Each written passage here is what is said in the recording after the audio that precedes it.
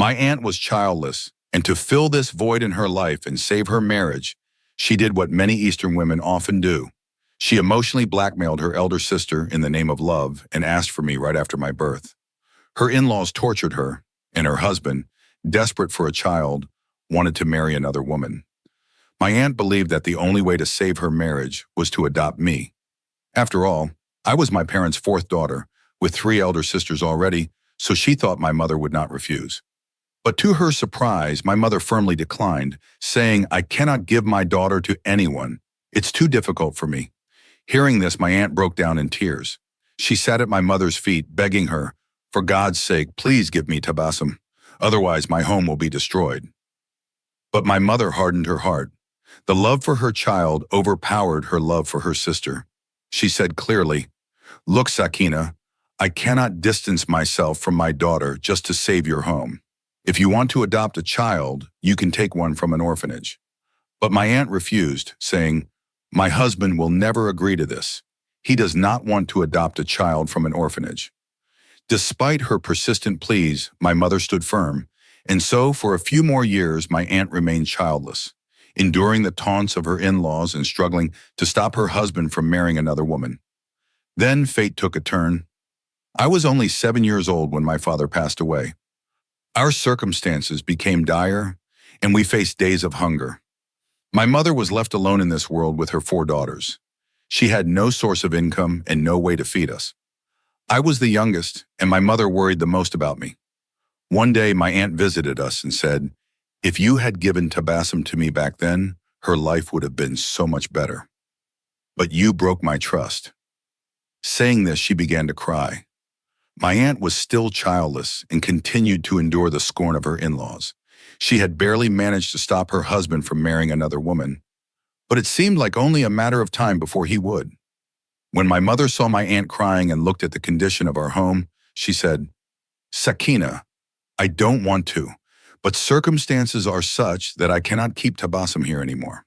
My 3 older daughters are on the brink of adulthood. I'll somehow manage to get them married, but Tabassum is still too young. Take her with you." At the age of 7, my mother handed me over to my aunt, saying she could no longer take responsibility for me. My aunt, overjoyed, held my hand tightly. All she cared about was having a child. It didn't matter to her that I was already 7 years old. I cried at my mother's feet, begging her not to give me away to my aunt. "If you can keep my 3 elder sisters, why can't you keep me?" I asked. But my mother explained, "They are growing up, and I'll get them married. But I cannot take care of you anymore." My older sisters had already started working in other people's homes as cleaners to make ends meet. I, however, was too young to work and was nothing more than a burden. Despite my relentless protests, my mother packed my belongings and handed me over to my aunt. In anger, I told my mother, "From today, I have no connection with you. I will never come back to this house." My mother looked at me with a heavy heart, but I ignored her and crossed the threshold of my home, holding my aunt's hand. I swore to myself that I would never return to my mother's house again. I had always thought my mother was a cruel woman. She had kept my older sisters close to her heart, but had cast me out of our home. If she could care for them, why not me? My heart was filled with bitterness toward her, and over time, my aunt only fueled that hatred. She would tell me, "Your mother never loved you. If she did, she wouldn't have sent you away in difficult times. She kept your older sisters because they were beautiful. But you, she didn't want you because you weren't like them." My aunt was a peculiar woman. She didn't truly want a child for the joy of motherhood. She only wanted me to show her in-laws that she had a child. In truth, she neither desired a child nor accepted me as one. Instead, I became a means to fill the emptiness of their home and a token to silence the taunts of her in-laws. There was no bond of the heart between us. My aunt made me do every chore around the house. She would watch television all day while I worked tirelessly. In exchange for 3 meals a day, I had to endure endless work. I would often cry silently while completing the chores. Sometimes I would be angry at my mother and think, even if we were starving, she could have kept me at home. At least I wouldn't have become a servant in my aunt's house. Life continued in this way. By the time I turned 14, I had spent 7 years in my aunt's home without ever looking back toward my own. I hadn't visited my mother, and she hadn't come to see me either. Perhaps she had moved on with her life without me. My aunt and mother had no connection anymore. In fact, my aunt and uncle had even moved to a new house, far away from where we used to live. Living with my aunt and uncle was incredibly difficult. The two of them never got along. My uncle seemed to have an affair with another woman and would often stay out all night. When he returned in the morning, my aunt would erupt into furious arguments with him. The house was filled with constant fights. My uncle's flirtatious nature disgusted me. He often made me uncomfortable, sometimes watching inappropriate movies on TV, singing strange songs, or looking at me in unsettling ways. One morning, after staying out all night, my uncle returned home smelling of a woman's perfume. This enraged my aunt, and their argument escalated to a new level. The fight was so intense that all of a sudden, my aunt collapsed. We later learned she had suffered a heart attack. Within a week, she passed away. My aunt's death was a devastating blow to me. Somewhere deep down, I had come to see her as a mother figure. After her death, I was left alone with my uncle, and living under the same roof as him became unbearable. Without my aunt as a buffer, his presence terrified me. As night fell, an inexplicable fear would take over. His nature had always seemed strange to me, constantly smoking, giving me unsettling looks, and finding excuses to come into the kitchen when I was there. Even when my aunt was alive, I had sensed his uneasiness around me. But now in this empty house, it was impossible to stay. I felt like a thief living in my aunt's house. As evening approached, I would lock myself in my room, trying to stay invisible. Whenever he entered the room, I would retreat to a corner, trying to vanish from his sight. But how long could I avoid him? One day, my uncle finally spoke to me. "Get ready, Tabassum. I'm taking you to your mother's house," my uncle said one day. Hearing this, a wave of relief washed over me. I thought I would finally be able to stay with my mother. No matter how much resentment I held toward her, I knew that at least with her, I wouldn't have to fear for my dignity. I was growing up, beginning to understand right from wrong, and it was clear to me that my uncle's intentions were far from pure. So when he offered to take me to my mother, I agreed without hesitation. He put me in a car and we set off toward a faraway area. After a long drive, we arrived at a place that left me confused. This wasn't my neighborhood. I asked him about it, and he said, "Your mother left that house long ago. She's become very wealthy now." His words puzzled me, and I couldn't understand how my mother could have become so rich. The car stopped in front of a massive mansion. As we entered, I saw a woman sitting inside. My uncle greeted her, took a betel leaf from her hand, and said, "See, I told you I'd bring a beautiful bird. Tabassum is all yours now. Now give me my payment." He laughed loudly like some kind of demon and continued, "When her aunt was alive, she kept a tight watch on her. But now that she's gone, this little bird has fallen into my hands." The woman handed my uncle a thick wad of cash while I stood there in shock, unable to process what was happening. I finally asked, "Uncle, where is my mother? What's going on?" He smirked and said, "Your mother and sisters are dead. They passed away together in an accident. Now this woman is your mother. Consider her your family." The woman stepped forward, forcefully hugging me, and said, "From now on, I am your mother. Don't worry, Tabassum. I'll take great care of you. You'll have to live here as my daughter." The overpowering scent of her perfume made me dizzy. The place felt strange, almost sinister. The walls were covered with obscene paintings, large curtains hung everywhere, and in one corner there was a platform that looked like a stage. I had never seen a house like this before. The woman's sari, her jewelry, her heavy makeup. It was all overwhelming and unnerving. I felt suffocated in her arms, but she held me tightly, as though she cared deeply for me. My uncle, meanwhile, quietly slipped out of the house.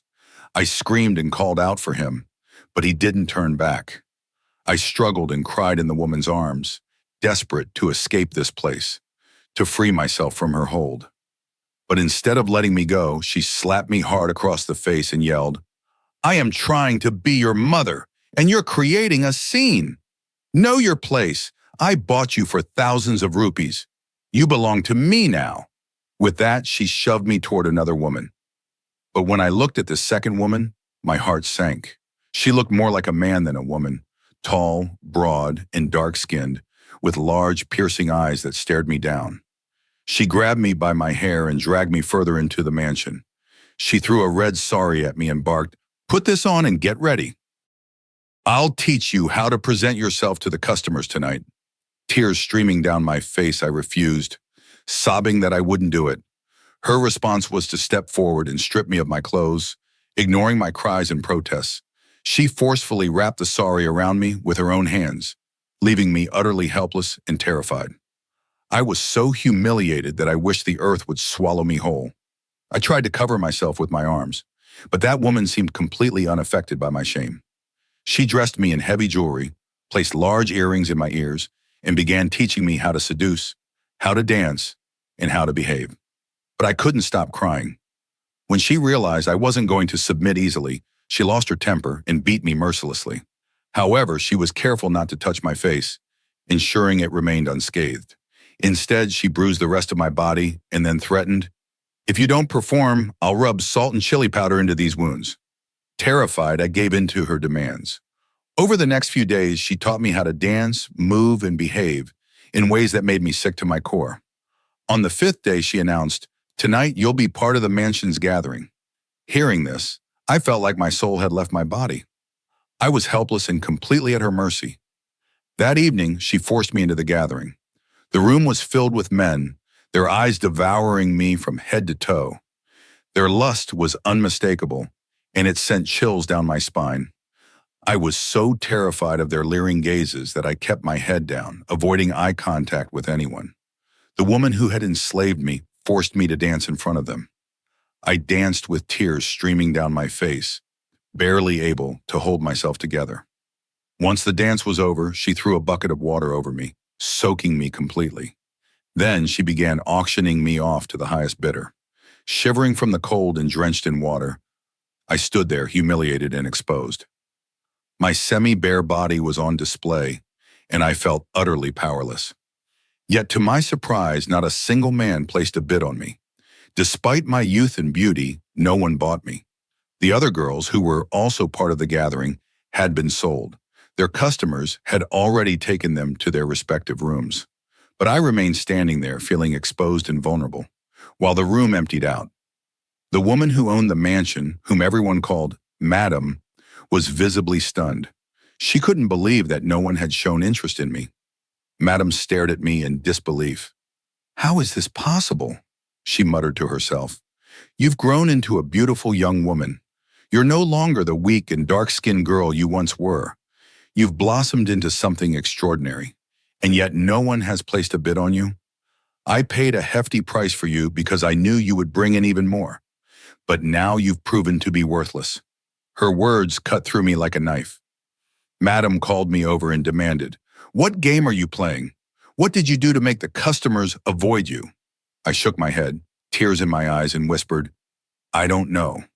I have no idea." Madam's anger boiled over. She turned to one of her aides, Dordana, and shouted, "Take her to her room and lock her up. Tomorrow I want her dressed even better than today. I paid a fortune for her, and now she's turning out to be trash. I thought I was buying a diamond, but I ended up with coal." Madam stormed off, angrily puffing on her cigarette, blowing smoke into the air as if to release her frustration. Dordana grabbed me by the arm and dragged me to my room. Even she seemed shocked and confused. "Tell me the truth, Tabassum," she said. "Why didn't any of the customers look at you? You were the most beautiful and desirable girl in the entire gathering. We thought men would fight over you, but what happened tonight has left both me and Madam baffled." I repeated to her what I had told Madam. "I don't know. I truly don't." And that was the truth. I had no idea why things had turned out the way they did. The next day, the same routine played out. Dordana dressed me up even more elaborately than before, and once again forced me to stand semi-bare in front of the customers. Yet no one bought me. Other women found customers. Other girls were sold, but I returned to my room untouched. Strangely enough, this brought me relief. Despite living in this brothel, my dignity remained intact. It was still safe. Days turned into weeks, and although no one placed a bid on me, I was content knowing my honor remained unblemished. The madam, however, began to despise me. She saw me as a worthless investment, a failed venture that cost her money and reputation. Still, every night, she would dress me up and parade me in the gatherings, hoping someone, someday, would buy me so she could recover her losses. And then, one day, it finally happened. By then, I had been at the brothel for nearly 2 months. I had grown accustomed to the belief that no one would ever purchase me. I walked into the gatherings without fear, confident that my dignity would remain protected. But that night, a cold, dark night, things took a sinister turn. It was freezing, and I was brought into the gathering dressed in barely anything. A bucket of cold water was thrown over me, leaving me shivering violently. My body was exposed, my beauty fully on display. For the first time, a man placed a bid on me. But unlike the others, he didn't want me for just one night. He wanted to buy me forever. To the madam, I was a liability, a failed gamble. So when this man offered to buy me outright, she immediately turned to Durdana and said, "Sell her. At least we'll get our money back." And just like that, without my consent, I was sold. Durdana dragged me to my room, furious. "Pack your things and get out of here forever," she spat. "I wasted so much time on you, but you turned out to be barren, worthless. I don't know what kind of cursed feet you walked in here with, but even after you came, this brothel didn't flourish. Usually when a girl as young and beautiful as you arrives, the place thrives for days. But you brought nothing but bad luck." Durdana hastily packed my belongings, forced me into a car, and sent me away. I didn't know who had bought me or what lay ahead. The car started moving, and for the second time in my life, I was on a journey. The first time I had thought I was going to meet my mother. This time I knew I was headed toward misfortune. I was being sent to live the rest of my life with a stranger, someone who could treat me however they pleased. I was terrified. The man in the car wore a mask over his face. Even in the gathering, he had been masked, so I couldn't recognize him. When we reached a flat, he led me inside. Once there, he removed his mask, and I felt the ground slip out from under me. I recognized him instantly. He was Zahir, my late father's friend. He had been a frequent visitor to our house during my childhood, but after my father's death, he had disappeared from our lives. Zahir glanced at me briefly, then threw a shawl over my shoulders and said, "Put on something appropriate." In shock, I asked, "Zahir, uncle, what are you doing here?" He replied calmly, "Tabassum, do as I say quickly. We need to leave this place, but first you need to fix yourself up." I quickly went to the bathroom, washed my face, and changed into a simple shalwar kameez. I removed all the jewelry and the sari, leaving them behind. When I stepped out, Zahir uncle was waiting. He led me back to the car and said, "I'm taking you to your home, to your mother." Hearing my mother's name, tears welled up in my eyes. Zahir uncle said, "Your mother cries for you every day. She prays to God to protect your dignity and keep you safe. She's been so worried about you. I've been searching for you for quite some time on her behalf, but I couldn't find any trace of you. Then I learned that your uncle sold you to a brothel. It was only by God's mercy and your mother's prayers that, despite being there for so long, you remained unharmed." Listening to him, I sobbed and said, "But my mother never loved me. Why would she cry for me? She was the one who handed me over to my aunt." Zahir uncle let out a heavy sigh and replied, "A mother never distances herself from her child out of choice. She does so out of necessity. You were young, and you needed care and resources that your mother couldn't provide at the time. She gave you to your aunt, hoping you'd have a better future. But soon after, she realized her mistake. Your uncle didn't let your mother meet you. She visited your aunt's house several times to see you, but each time she was turned away at the door. Then your aunt and uncle quietly moved to a different home, and your mother lost all contact with you. That's when she understood the gravity of her mistake. She was devastated and spent every day worrying about you, but she didn't know where to find you. I had gone abroad after your father's death, so I also lost touch with your family. But 2 months ago, when I returned, your mother told me everything. How your aunt and uncle mistreated you and took you far away. That's when I started searching for you. Eventually, I found your aunt's new address. When I confronted your uncle, He was intoxicated and admitted to selling you to a brothel months ago. Hearing this shocked me to my core. Your uncle didn't give me the exact address of the brothel, so it took me some time to find you. I even had to bribe him to get the information. Thankfully, I was able to reach you in time, and it's truly a miracle that your dignity and honor remained intact. When I heard that no customer ever bought you, I was sure it was because of your mother's prayers. She prayed day and night for your protection, and God answered her prayers. Your mother's only fault was that she wanted to save you from hunger and poverty.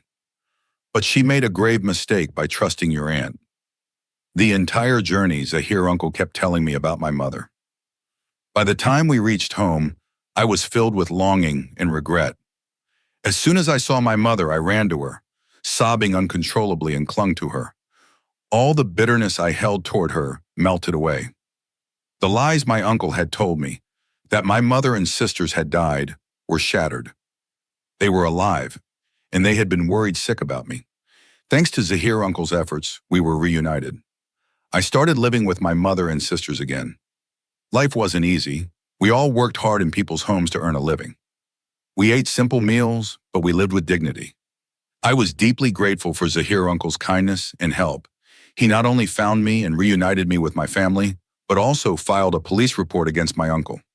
My uncle was arrested and held accountable for his actions. I realized how powerful a mother's prayers can be. It was my mother's prayers that had protected me and guided me back to her. Although we didn't have much, we had each other, and that was enough.